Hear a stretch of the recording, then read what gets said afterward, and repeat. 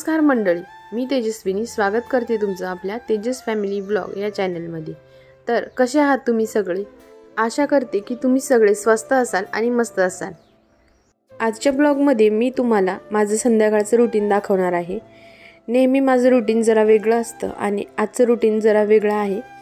आज संध्याकाळी फक्त आयुष, मी आणि माऊ आम्ही तिघच जण घरी आहे, तर मग त्यामुळे आज स्वयंपाकाला थोडासा शॉर्टकट मारला होता।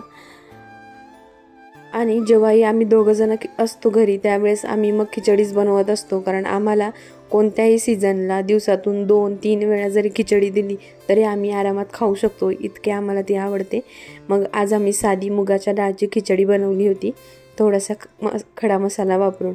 अशा पद्धतीची मला आणि आयुषला आवडते।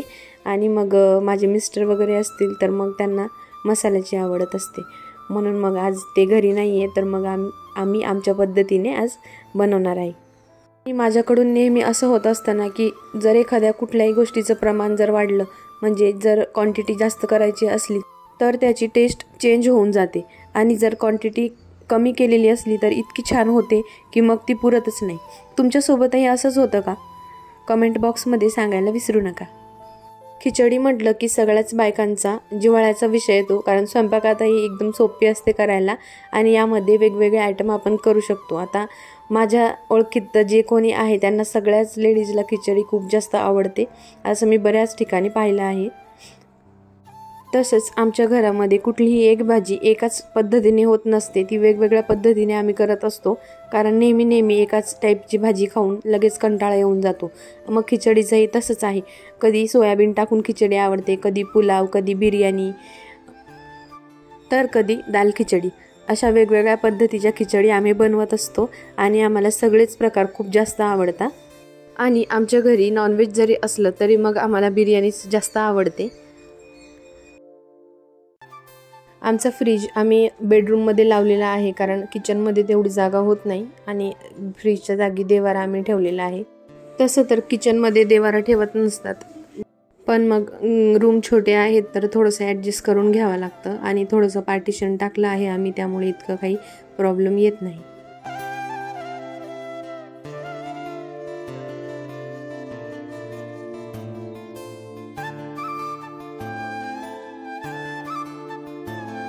आता खिचडीसाठी लागणारं सगळं चॉपिंग वगैरे व्यवस्थित करून झालं आहे, आणि आज आयुषचे पप्पा बाहेर जाणार होते, म्हणून मग त्याचं खूप चालू होतं की तुम्ही बाहेर जेवून येणार, मग आमच्यासाठी काहीच नाही, म्हणून मग आज त्यांनी बाहेरून त्याच्यासाठी मंचुरियन आणि सोयाबीन चिली आणून दिली होती। आज सोमवार असल्यामुळे मग नॉनव्हेजचं काही ऑप्शन नव्हतं।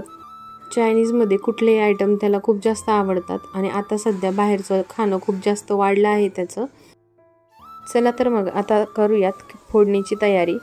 आता खिचडीमध्ये आज मी टाकले आहे फक्त कांदा, टोमॅटो, 2-3 हिरव्या मिरच्या आणि थोडासा खडा मसाला, म्हणजे एकदम नॉर्मल 2-2 लवंगा, मिरे, आणि सगळ्यात जास्त मसाल्यांमध्ये हिरवी विलायची आणि दालचिनीचा फ्लेवर जर जास्त असला तर मग खिचडीची टेस्ट एकदम भन्नाट होते।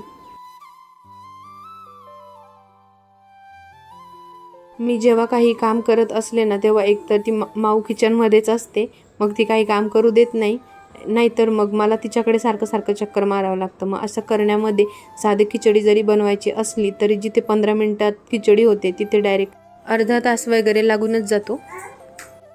आणि आमच्या इथे ना घराच्या खालीच एक कढीपत्त्याचं झाड आहे, तर ताज्या कढीपत्त्याचा जो फ्लेवर येतो फोडणीनंतर, त्याचा जो वास असतो ना तो पूर्ण घरात छान असा दरवळतो। आणि प्रत्येक भाजीमध्ये जर आपण कढीपत्ता आणि मोहरीची फोडणी दिली ना तर ते हेल्थसाठी सुद्धा खूप चांगलं असतं, आणि टेस्टसुद्धा एकदम छान येते त्याची।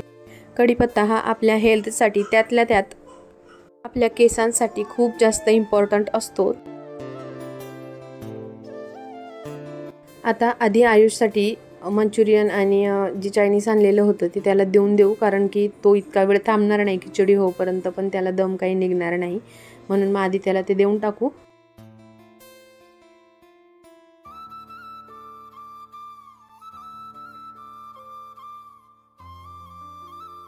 आणि आता इथे खिचडीला पूर्ण फोडणी देऊन झालेली आहेत, आणि आता आपण कुकर लावून घेऊ, तसेच 2 शिट्ट्यांमध्ये पटापट गरमागरम खिचडी तयार आहे।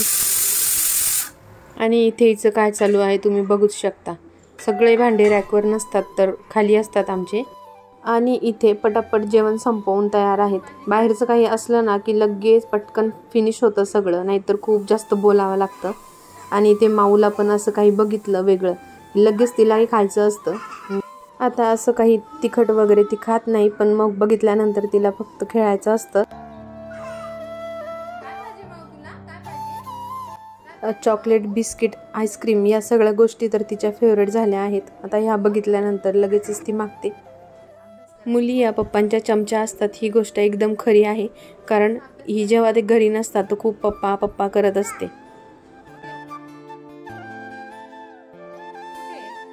आता इथे गरमागरम खिचडी तयार झाली आहे आणि बघू शकता लुकच किती छान आला आहे तिचा. आणि इथे माऊ मस्त टीव्ही पाहत बसली होती. आतापासूनच रिमोटवरून दोघांचे खूप जास्त भांडणं चालू असतात आणि असं वाटतं की आयुष मोठा आहे पण त्याला सगळं समजतं, त्यामुळे त्याच्याच मनाचा जास्त विचार करावा लागतो. माऊ अजून लहान आहे म्हणून मग सगळ्याच गोष्टीमध्ये आधी त्याचाच विचार करावा लागतो. रोज संध्याकाळी 5 वाजता टेरेसवरून कपडे आणल्यानंतर कपड्यांच्या घड्या वगैरे सगळं आवरून जातं, पण मग आज जरा लेटच झाला होता म्हणून मग आता आधी ते सगळं आवरून घेतलं आणि मग नंतर किचन वगैरे व्यवस्थित क्लीन करून मग आपण आयुषचा अभ्यास घ्यायचा आहे, कारण सध्या मला त्याचा अभ्यास घेण्यासाठी अजिबात असा वेळ मिळत नाही. आणि जोपर्यंत आपण समोर बसून त्यांचा अभ्यास घेत नाही तोपर्यंत कुठलीच मुलं करत नसतात असं मला वाटतं, कारण बऱ्याच पॅरेंट्सच्या अशा कंप्लेंट असतात. म्हणून मग त्याच्यासमोर बसून उद्याच्या टिफिनची तयारी अर्धी करून घेते आणि नंतर मग त्याचा अभ्यास घ्यायचा आहे. जवळ बसून जर त्याचा अभ्यास घेतला नाही तर तो खूप वेळा आई आई आई असा आवाज देत असतो, मग त्यामुळे कुठले कामं पण होत नाही. आणि मग त्यापेक्षा जर जवळ बसून अभ्यास घेतला तर कमीत कमी एक गोष्ट तरी व्यवस्थित होते. आपण जर समोर बसून त्याचा अभ्यास घेतला तरच तो व्यवस्थित कॉन्सन्ट्रेशन ठेवतो, नाहीतर मग लगेच खेळायला लागून जातो किंवा काही गोष्टीला नादी लागून जातो. मग अशा वेळेस आपलं लक्ष असलं तर बरं होऊन जातं, नाहीतर मग होमवर्क इनकम्प्लीट राहतो आणि फक्त बसून खेळत असतात. तर मग अभ्यास घेणं हे खूप जास्त गरजेचं आहे, तेही समोर बसून आणि पर्सनली लक्ष देऊनच. मुलांकडे लक्ष देणे ही सगळ्यात मोठी रिस्पॉन्सिबिलिटी आहे आपली. मग त्यामुळे मला व्हिडिओ एडिटिंगला कधी 2-2:30 सुद्धा वाजून जातात, कारण रात्री सगळं आवरून झोपायला पण खूप जास्त उशीर होऊन जातो.